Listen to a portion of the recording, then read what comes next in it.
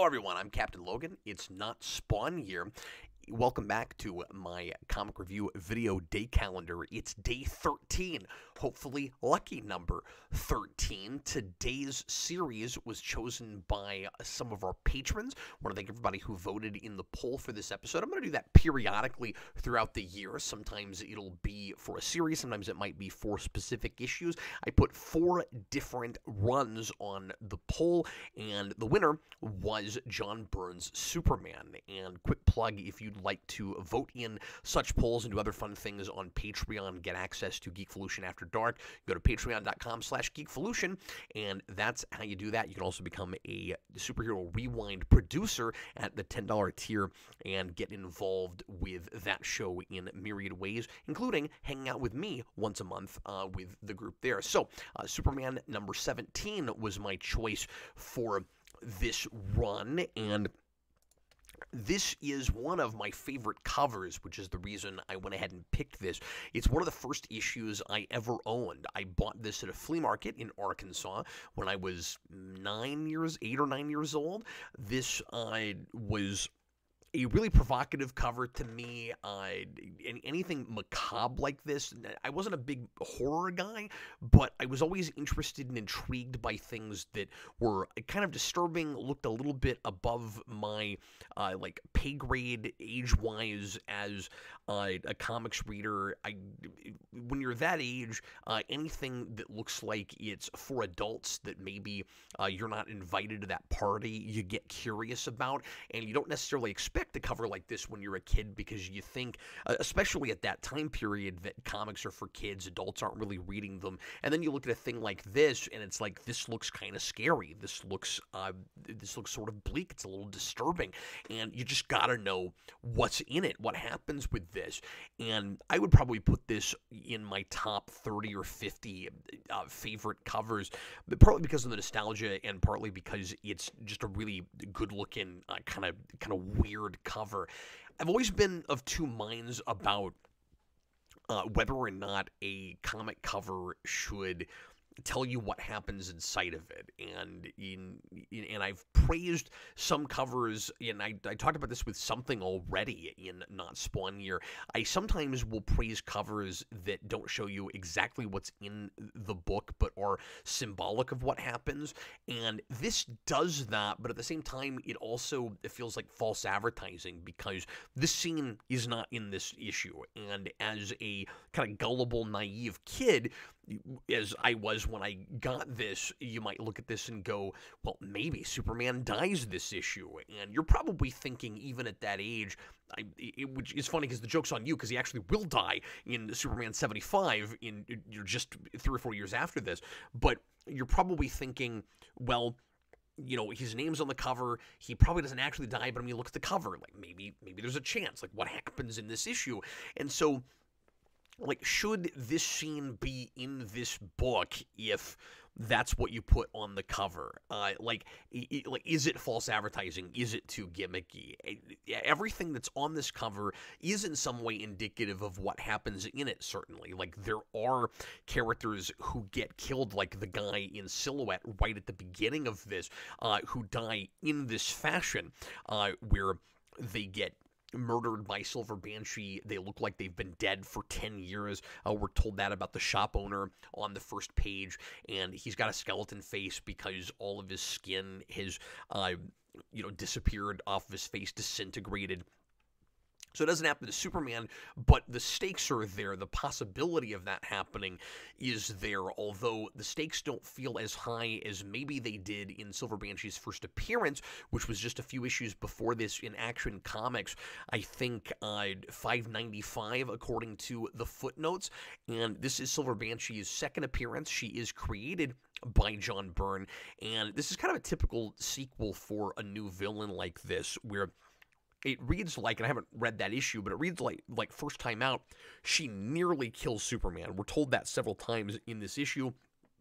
Again, kind of ironic that this looks like a cover for a Death of Superman, and she doesn't succeed at that, but then a few years later, Doomsday will, and he actually will end up dying. Of course, you wouldn't actually expect that to happen without all the fanfare that you get with Superman 75, but That's kind of what the cover is making you think is possible, especially if you've been reading this stuff recently, because apparently Silver Banshee got really close. And I'd be interested in reading the whole John Byrne run, because I still haven't done that, and I'm actually beginning to work my way through it right now. I've gone back and reread Man of Steel, which I reviewed a few years ago, but it had been a while, and then I'm going to get into the rest of the series. So I'm reading this out of context. I haven't gotten to this point yet, but I'm interested to see if there are very many other close calls where Superman nearly is killed before you get to Doomsday. Of course, famously, John Byrne scales his powers back with his version of the origin, and he is more vulnerable. It is more possible for him to die in action, and of course, I don't necessarily need that for a good Superman story. I've always felt like what's interesting about Superman is the limitations that his powers put on him internally, with internal conflict.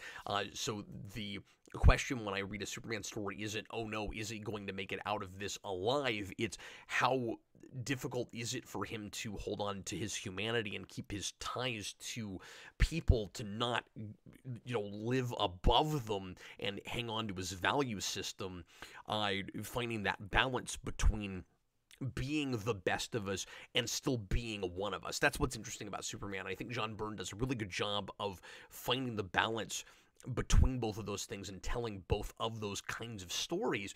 And this one is a pretty standard superhero kind of tale, kind of adventure, where, and there's multiple stories happening at once. So the A story, where this does read like a standalone issue, is Superman's going to fight Silver Banshee again, Return of Silver Banshee. It reads like it could be a sequel in a animated episode of Batman Animated Series or Superman the Animated Series, where usually the second time, not all the time, but usually the second time a villain shows up, it's not quite as exciting. It's kind of been there, done that. As the first time, this is kind of checking back in with that villain. She's going to keep showing up, and it reads like real cryptic and real mysterious. We're going to learn a little bit more about her every time she shows up. She is a character that comes from Gaelic descent, and she has a real kind of confusing, convoluted background.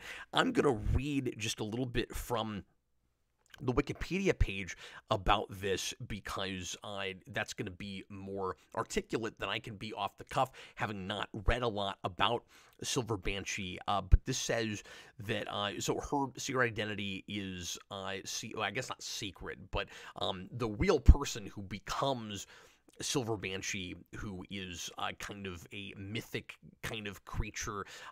She's real wraith-like. Even though she comes from a Gaelic background, everything about this feels very like Greek mythology to me. Anyway, her name is Siobhan McGonagall. McDougal. It's late at night, pardon me. Siobhan McDougal was the firstborn child of Garrett McDougal, the patriarch of an old Gaelic clan that has occupied an island midway between Scotland and Ireland for 1,000 generations. On that island is Castle Browen, where the firstborn McGonagalls undergo a ritual to prove themselves worthy to lead the clan. When Siobhan was young, she traveled the world, only returning to Castle Browen when she heard of her father's death. Her uncle, Seamus, determined that no woman would lead the clan and intended her brother Bevan to become the new patriarch. Getting into some traditional gender role conflict. She went ahead with the family ritual by herself, which involved calling on supernatural forces for power. She was interrupted by Bevan, and the distraction proved disastrous as she was dragged away into an infernal netherworld. Again, that's the part of it that reads real Greek to me. An entity called the Crone granted her powers and the ability to return to Earth as the Silver Banshee. So sort of a deal with the devil kind of thing. She's like a female Spawn in a way, but demanded payment in the form of an occult book that belonged to her father. She found that her father's book collection had been shipped off for sale in the United States, and her quest brought her to Metropolis, and that's what she's doing the first time she shows up, and she's still on that mission now, and so that's why she kills a bookstore owner at the beginning of this, because she's still trying to get her hands on that book. And so again, the fight with Superman and Silver Banshee, and I mean, it's not even really a fight. It's not really a drag down knockout. It's just Superman trying to avoid her death siren, her howl, and not get killed by her, and escaping that by the end. He doesn't actually end up doing the thing that gets him out alive at the end. There's a little bit of a Deus Ex Machina in the form of her brother, who's mentioned in the article that I just read, Bevan, who will show up at the end and go, "Hey, you've ruined the ritual." We'll get to all the Batman stuff in a minute, by the way. You've ruined the ritual. You don't have any honor with our clan, and she says, "Oh, I could kill you, but I'm not going to give you the satisfaction," and then ultimately just leaves, and that's the end of that. So, like, it is standalone, it is one and done, but it's also very informed by an issue that I haven't read, and then there is kind of a B and even a C story that's more serialized stuff going on in the background, which I was much more interested in and got very little of and don't really understand anything about just reading this issue in a vacuum. So very briefly, I'll just mention those things. So Clark Kent is investigating Lex Luthor. He knows this is real traditional, I guess traditional to me, and John Byrne kind of made this the foundation, the gold standard for Lex and Superman stuff, where most of Metropolis thinks that Lex is above board, that he is a good guy, a more altruistic businessman, and Clark knows better than that. Apparently, recently there was some kind of deal with the Metal Men that he was behind, and so Superman decides to use his guys as Clark Kent to investigate that and kind of go on a secret mission to figure out what Lex is up to. And I'm like, oh, cool, we're in for an exciting espionage kind of story or intrigue kind of story, and then Lex never shows up in the rest of the issue. So it's like, put a pin in that. That's going to come back later. That's probably the very next issue. And there's also similarly something going on with Lois Lane that we're given even less information about. She's with her sister Lucy, and Lucy says, hey, this thing you're about to do is really dangerous. And I don't know what that thing is. I'm sure it was brought up in the previous issue, and it looks like some kind of undercover job maybe, and she's not telling Perry White about it. And Lucy's like, that's your boss. And Lois says, but he's not my keeper, and I'm going to go investigate whatever it is she's investigating. So you have kind of a parallel there with what she's doing and what Clark's doing. And then at the bottom of this page, she's only on this one page, and she doesn't show up again either. This is also really classic Lois stuff, where she's going to throw herself in harm's way for the sake of the story, for the sake of her job and getting down to the root of whatever it is she's trying to find out.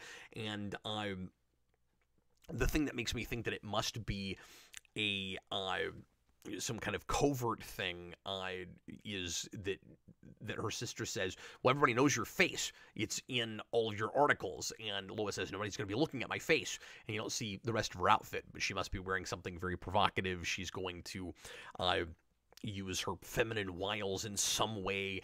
And it reminds me a little bit of the scene in X-Men First Class with Moira, where she's like, I'm going to use an asset that the CIA didn't give me. So anyway, but that's all we get with that. And then there's this other kind of, I don't know, do I want to now say D story? There's a lot of subplots in this. There's also this thing with Jimmy Olsen that gets really awkward at the end, by the way, where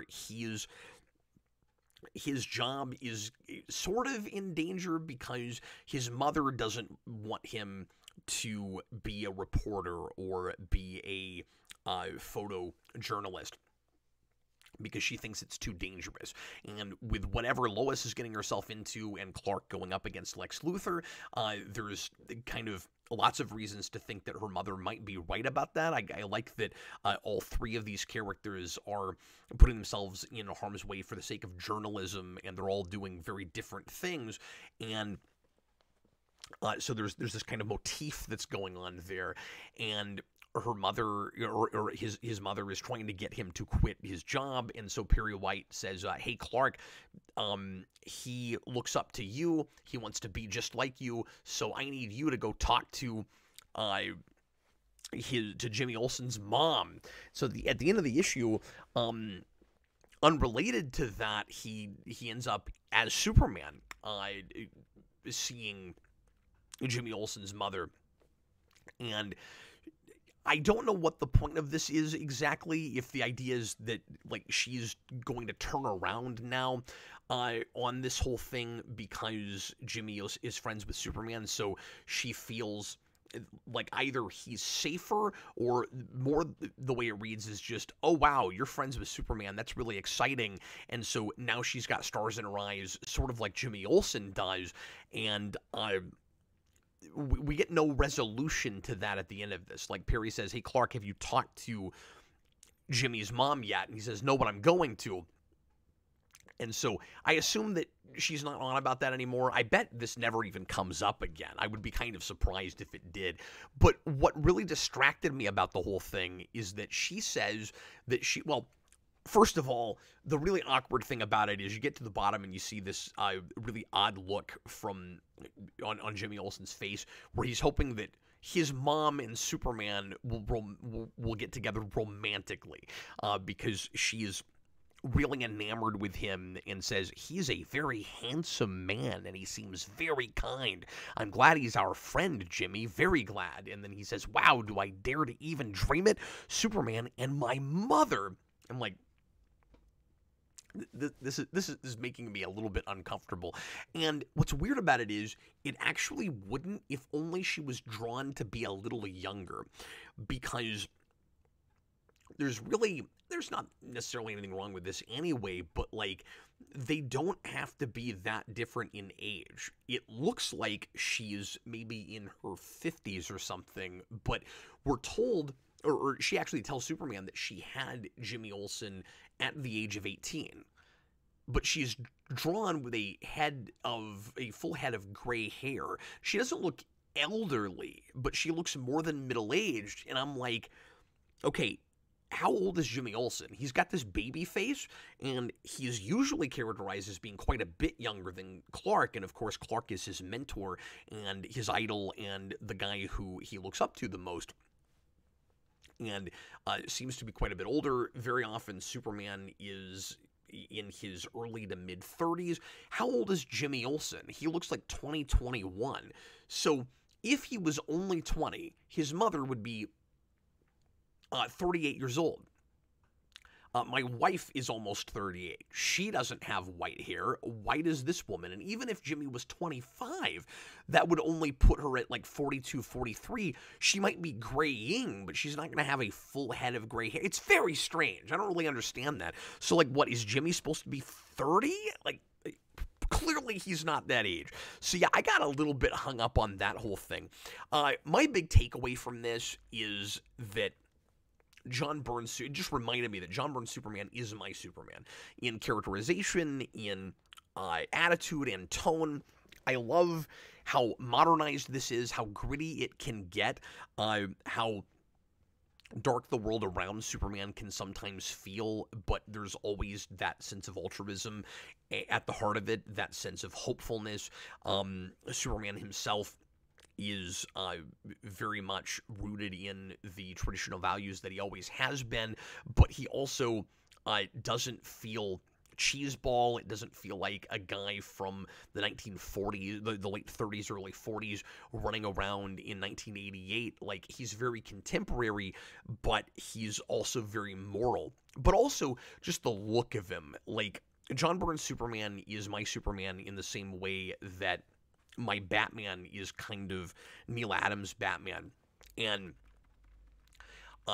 there's just something about the way he draws him, the line work, the costume is the classic Superman costume. He doesn't really do too much to it, but something about the dynamic poses that John Byrne puts him in just feel really iconic to me. I've always liked the way he holds his hands when he's flying under John Byrne's pen, or pencil, I should say. I've always liked the size of the S. I like the length of the cape.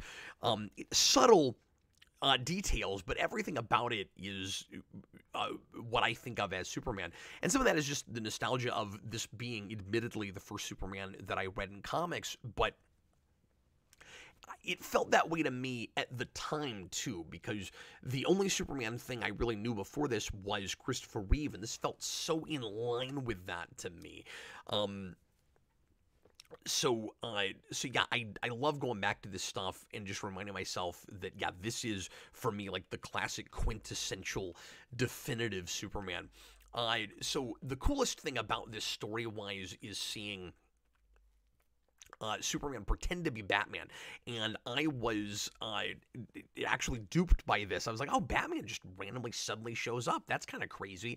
And then it turns out that it's Superman pretending to be Batman because there's this very convoluted, I'm confused by this, I don't understand it really, bit in Silver Banshee's lore where this supernatural creature, again, comes from the underworld. She's this woman is doomed to have to walk the earth as this sort of undead, like mythic entity, and she has a lot of powers. She has super strength. She's very fast, but the way that she kills people is with this, like, unbelievable, impossible to bear, like, kind of canary cry, this siren. And she can apparently only kill you if she knows your full name, or at least that's what I read in a little bit of research. But this reads like, because I wondered that reading this, and what we're told here is that if she is that she can only kill a person once, which sounds weird because, like, well, if a person gets killed, then they're dead. You couldn't kill them again. But the idea is if somebody resembles someone that she's killed, she looks away from them, inherently. She's not able to look at that person and do anything to them. And so if she thinks, so the idea is, the way you beat her is you fake your death. You make her think that she's killed you, and that's what Superman does the first time they meet. He uses John Jones, Martian Manhunter, to pretend to be the ghost of Superman, and that makes it impossible for her to kill Superman for some reason. It's very confusing. So here, he is in the guise of Batman, and she's not able to kill him because he seems to be Batman, which I don't really get, because if she'd look at him and didn't think that he was Superman, you'd think that then she'd be able to do the siren on him. I don't really understand that whole thing. It's like something, if you wear a disguise, she can't kill you. It doesn't really make any sense to me. Somebody that understands this character better than me, leave a comment and let me know. I love the look of Silver Banshee.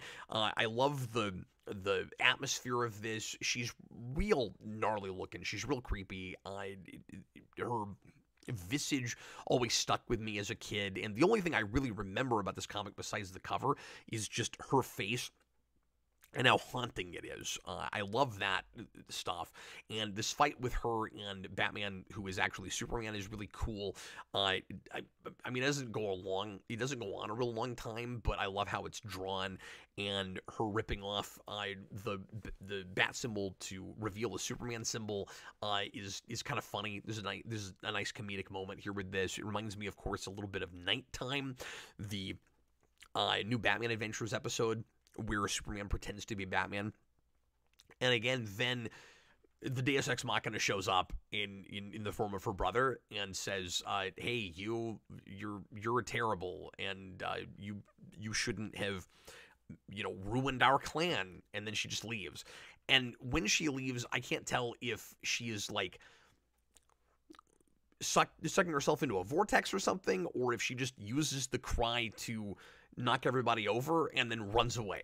Like, I really don't know what's going on with that. So yeah, I was at a loss with some of this, particularly any of the serialized, ongoing stuff that builds on what comes before it. And eventually I'll read all of this in context, and I'm sure it will make a lot more sense to me, but I did have a lot of fun reading this, and it was really interesting going back to an issue that I've not looked at since I was a kid, and knowing a little bit more about the overall context of not the exact story that's going on, but just John Byrne's Superman in general, because this was probably my introduction to this writer and artist.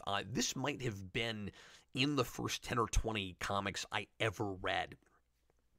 And so that's why I felt the need to pick this one. Thanks a lot, everybody, for watching, and I'll see you again tomorrow with another one. We'll do another poll like this down the road with the show. So once again, patreon.com/geekvolution if you're interested in getting in on that, and we'll do some other fun things in determining books that I'm reviewing. But tomorrow I'm just going to pick something else out of my boxes, and in the meantime, happy reading, everybody. See you, folks.